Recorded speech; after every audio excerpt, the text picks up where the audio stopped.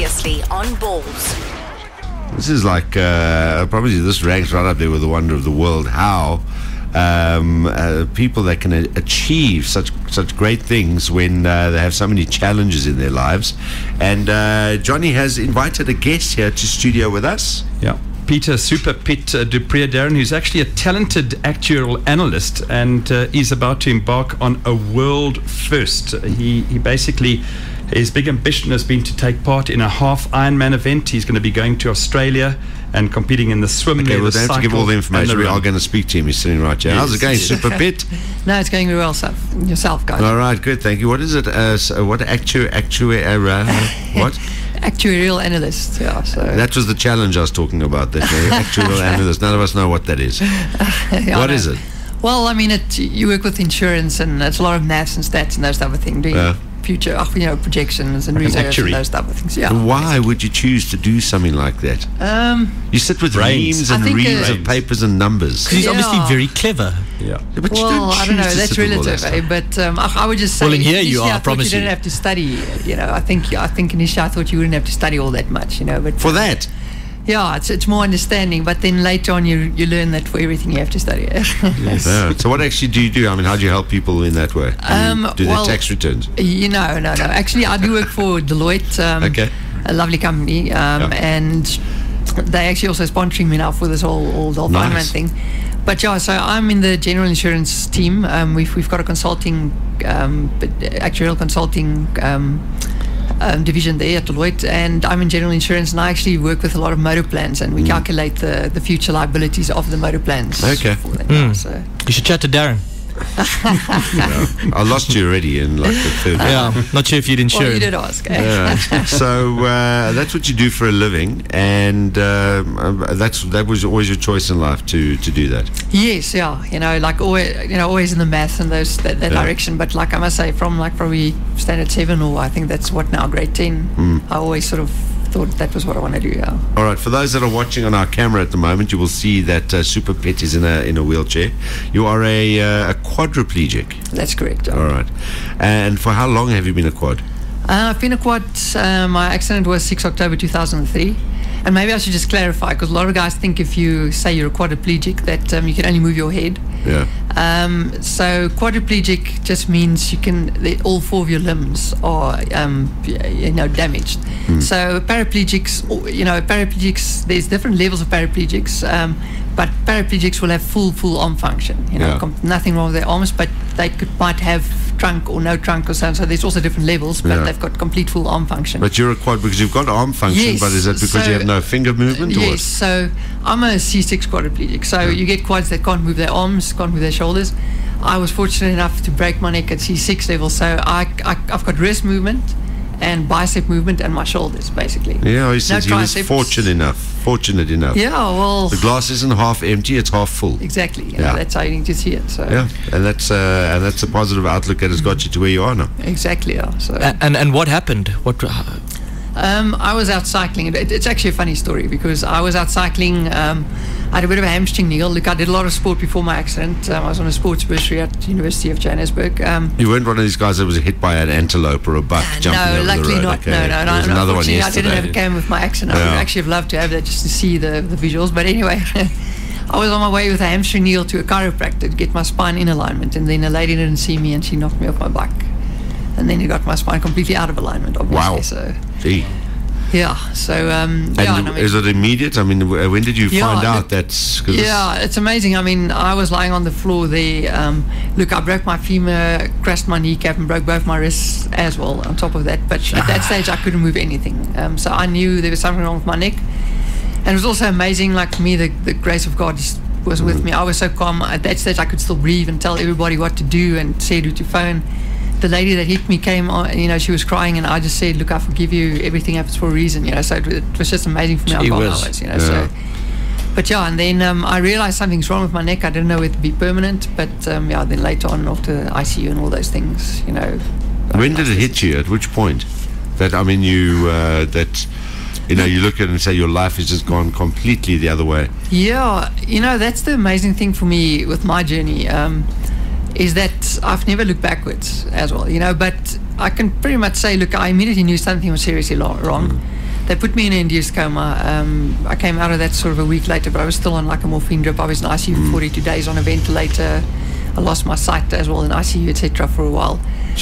But anyway, but you know, all the way through, my parents told me this is what's going on, you know, and you know, just deal with it, you know. And at that stage, I couldn't speak, so I think they were a bit worried. But funny story though, if I can, I was in Sports House, and my roommate next to me was actually Lawrence Park, and my accident was 6 October 2003 World Cup. So my parents, when I lost my sight, I went in for an MRI scan. You know, so things went from bad to worse. And then after I came out of that, like we had this thing, my parents would spell like letters of the alphabet, and then shorthand we'll start talking, and I'll like move my shoulder, and they know that's the letter, etc. So I started spelling ENG, which is the first 3 letters for angel in Afrikaans. Yeah. So my mom was asking, yes, am I seeing the angels that are coming to fetch me? And then, like, luckily my godfather was there, and he was big into sport, and he's like, no, doesn't he just want to know the score between England and South Africa? Okay, there we go. You know, so I think that broke the ice for them, to make them realize, no, I'm still okay up there in the head, and you know, I'm worried about the score. You know, there we go. And then afterwards, you wish you hadn't asked. Exactly. No, that was Comstalgraad World Cup, right? It wasn't a very good job. It wasn't a good one. Was Lawrence Sapaka at Comstalgraad? I think he was. Yes, it was. I think it was that. No wonder everyone else was upset. And how old were you at the time? I was 23 years old, so 23. I was still busy with my honours at the University of Johannesburg in investment management as well. And were you doing triathlons, and were you a triathlete already at that stage? Yes, yeah. So I mean, I participated. I was very big into my sport. You know, sport was a lifestyle. So I did participate for South Africa under 23 in triathlon, South African students team in triathlon and cycling. Wow. But yeah, sport was always a big thing. You know? Now, after this, when did you start thinking, well, I love triathlon, I'm going to carry on doing it? Look, after my accident, you know, the key thing is first to get independent. But to get independent, look, as a C6 squad, they tell you that's not going to happen. You know, so I would say one of my greatest achievements is the fact that I am completely independent. I still can't bunny hop steps yet. I'm working on that, but for the rest, I'm independent. So have aspects of your physical condition improved? In other words, you have got movement back in some areas? No, not really. No. Functionally, I mean, I did get a bit of movement from where I was. Yeah. But functionally, I'm C6, so you know that is what I have. No finger movement, and what I told you earlier.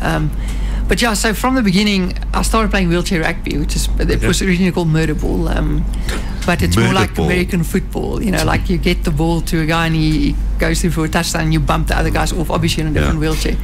But so from the beginning, sport played a big part in my rehab, and sport made me strong. You know, and then as I got stronger, I got to do more stuff and figured out how to do stuff differently. You know? The fact that you don't have any finger movement, how then would you communicate? Like we're so fortunate to be able to use our cell phones. See, the thing is, that's the thing. It's all just a mind shift. Everything, you know. I always say, like, you can parallel it to anything in life. It's a mind shift from the solution to any problem. You think you need to use your fingers to press a button, but I'm not moving my finger. I'm just now moving my whole arm. You know, so obviously the muscles that I use is different, and they got tired in the beginning, but now I'm used to using what I have. You know, but. So I just type one finger. Obviously, I can't like type the speed of a super typist. But is your phone on, John? No. Sorry, Emmy, I didn't get that. Call John. Oh, you can do that as well. Call Baldrick. That's not my name. But you don't need fingers for cell phones anymore. They have voice activation. And that's the amazing thing. I mean, a lot of guys use a lot of tools, which is great. I just never wanted to use tools because I didn't want to have a bag of tricks wherever I go, you know. So, but you know, for me, as long as you get to a certain level of independence that you're happy with, then great, you know. But everything I do is tricks. Like even picking up a glass, it's more like the speed and the weight of the glass in the angle in my hand, things like that, you know. But as long as you have this wrist movement, you can actually do a hell of a lot. You learn to adapt to your conditions. I mean, and getting dressed and all those things. You must imagine not having any finger movement. Yeah. It's tricks. But now I still cannot understand doing triathlon, and I mean, we were saying we expect you to come in with these massive biceps, and I mean, there's nothing out of proportion as far as your arms go. Oh, you haven't let me take my shirt off yet, have you? No, just kidding. But how do you swim? Yes, so I mean, my arms look very small, but power to weight, I can promise you, my biceps are strong. Swim. I do a double on backstroke, so a lot of the stuff I had to figure out for myself, there's not really many Is it like quads. butterfly backwards? Exactly, I can do a one on, but in the swimming, I think the biggest part is my shoulders that I use, more so than the bicep. And then it's once again trick movements in the water. I'm allowed to wear wetsuit as well. As in most triathlons, you're allowed to wear wetsuit depending on the water temperature. I can just always wear it, even if the water temperature's not right. But I can swim without a wetsuit as well. And it's a double on backstroke, and you just have to get yourself fit gradually and work on the distance gradually. And do they put you somewhere separately to the others? No. You see, the thing is, look, there is paraplegics and amputees that's done these triathlons before, but no quads really. But you swim with the able bodies, and the cool thing for me, it's cool but also hard, is that the cutoff times is the same as the able bodies. But the point is, everybody on that day doing a half Ironman, it's sort of under the same rules. The only extra stuff I have is people can help me in and out of my chairs in the transition areas and that stuff. But cutoff times, if I get and I finished it that day, we all like on the same par, type of thing. So, but people swim over you with all the other guys. It's cool. It's amazing. It's actually an amazing story and amazing feat. And obviously your positive outlook is plays a lot, towards that. Where you can. No, it helps a lot, but I have to say, for me, I am a religious man, and it really is, for me, grace from above, because, I go to rehabs and I show other guys how to do stuff, tell them my story, and I look at it and I think, geez, this should have really been hard. Yeah. But I've just been running since day one, so it really is amazing. I would imagine that due to the nature of your disability, you don't really sweat, and that's going to be a huge problem. Yes. So even some parrots, if it's T6 and above, I won't go into the medical stuff, but your autonomic nerve system isn't functioning perfectly. So therefore, I don't sweat, and yes, it gets very hot. That's also why I chose. Part of why I chose the 70.3 in Busselton in Australia, because it is winter time there, so the max temperatures average around 24. Okay. And also the bike course is fairly flat, because the bike is where I lose most of my time compared to the able bodies to make those cutoffs. So. And you're off to Australia when? We leave on 28th of April. Okay. But the race is only 11 May, so I just want to go check out the course, make sure, because it hasn't been done before. Even though I must say training's been going well, and I'm confident now.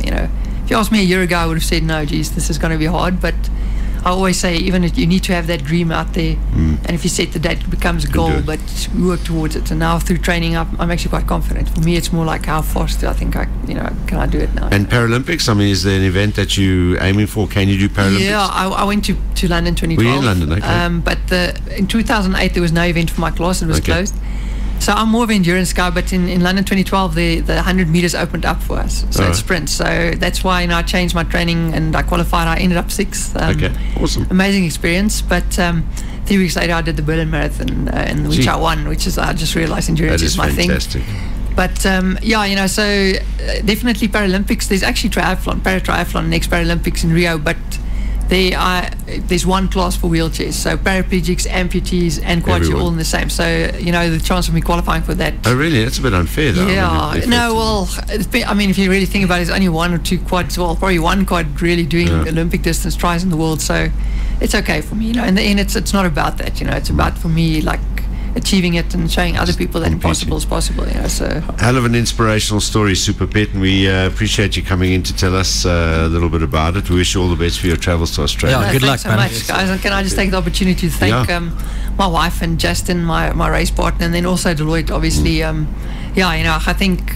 me and the company I work for are the same, like unique people, and we deliver inspired results, and they've just been behind me like a family, so thanks. And thanks for the opportunity, guys. No, pleasure. PGA clap for Super Pet. Thank you very much guys, for joining us in studio. All the best and travel safe. Appreciate it, guys. Cheers, mate. Bye-bye. This is Balls Visual Radio. Darren, Simon, Kate and John. Weekdays from 3 p.m. to 6 p.m. Central African Time. balls.co.za